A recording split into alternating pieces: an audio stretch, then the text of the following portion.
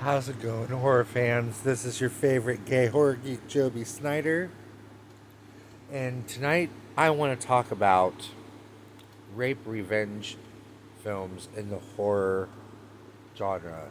Um, there are so many of these films, and they have they have an impact on the horror genre, um, especially the film that we're going to be talking about tonight. Guys, we are actually talking about the 1978 cult classic, I Spit on Your Grave. I Spit on Your Grave was released on November 22nd. It has a running time of 102 minutes, and the budget for the film was $80,000. And what this movie is about is a young woman is traveling from New York to the countryside to work on her first novel. When she gets to this destination, she runs into some pretty disgusting guys that proceed to chase her down, beat her, and severely rape her, leaving her for dead. But unknowns to them, she is not dead, and she comes back with a bloody revenge and kills each and every one of them. And guys, some horror isn't for everybody. I know a lot of women, a lot of my female friends that will not watch this movie, and I completely understand. It is so brutal. The rape in this movie is so it's gut wrenching. If you have a soul and you have feelings, they filmed this. I don't even know how they filmed this because it is so dirty and so gritty and so realistic. All the actors that were involved in this movie, I mean, really had to dig into such a deep, dark place to get this performance to be what it was and what it still is. It's brutal. It's sad. It's disgusting. It makes you hate men. Like it makes me hate men when I watch this movie, and I watch the scenes and the rape is happening. I really just can't believe that this could happen. This could very well, of course, this is a movie, but this could very well happen in real life, and I'm sure has had happened in real life. Um, it's just absolutely mind-boggling how brutal it gets. But when it comes to the revenge part, when she gets her revenge, it is so satisfying. And the kills are, she's just as brutal to them as they were to her. And it's so satisfying. It's because, quite frankly, every male character in this movie that does what they do to her gets a pretty brutal death. And she doesn't hold back, and she uses her sexuality to lure them in. Like they do this terrible thing to her, and they're so d- disconnected from their brains that they would actually think that she's coming back to actually be with them. She's able to trick them, and she brutally gives them what they deserve. And it's, like I said, it's so satisfying. This is such a hard film to watch, though.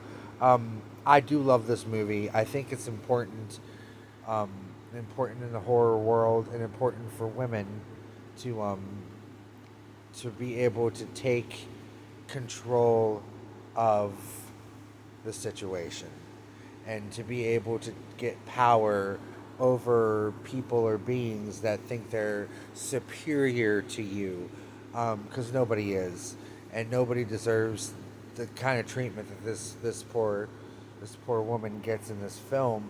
Um, this movie's been was banned from so many different um, states and so many different ways. It is not able to be shown on television. I don't even know how many theaters even showed it. People really hated this movie when it came out. Um, just fought against it and rioted against it. Um, and to this day, it still holds that smog of dirtiness. Um, but it also gained a cult following, and there are people like myself that see the art in this movie, if you can call it art. It's a slippery slope, but it is art, and it's telling the story about how far someone will go to, get their humanity back, because they take her humanity from her. They take so much from her, and they don't even bat an eye. And it's just, you don't feel bad for these men when she does what she does to them. You don't feel bad for them at all. You're rooting for her. This is, I guess, in a weird way, she becomes the villain, but I really think that she becomes a hero for not just herself, but for anybody that has gone through a traumatic experience like rape, and have had that happen to them. She stands up for women everywhere. Like, this is unacceptable, and this is not to be tolerated, and we're going to do what we have to do to correct the situation. That's how she sees it, and I applaud her. I guess in reality, two wrongs don't make a right, but this is the movie world that we're talking about. And in this movie, I love every bit of her triumph and her revenge, and how she gets back at these bastards. And that's what they are. They're just bastards that think that they can do what they want and have what they want. And this woman survived it. It wasn't going to stand for it. I highly recommend that if you're into horror movies and you're into horror history, that you watch this movie. It is not for everyone, like I said. It's very deep and brutal. A lot of people just don't want to see that kind of shit, and I completely understand. There's a lot of people that I wouldn't show this movie to. I wouldn't be like, "Hey, sit down and watch this." But if you're a horror fan and you haven't seen this movie. If you're a horror fan, you probably have seen this movie. But if you are a horror fan and you haven't seen this movie, it is on Tubi. I highly recommend that you check it out, and you just dive in and just experience the mayhem that is this movie, and just go in with an open mind and understand that it's gonna be a rocky ride, but the end result is so great. Um, I think it's worth it. So yeah, guys, you need to go watch I Spit on Your Grave. And until next time, I hope you stay scared, stay safe, and happy watching.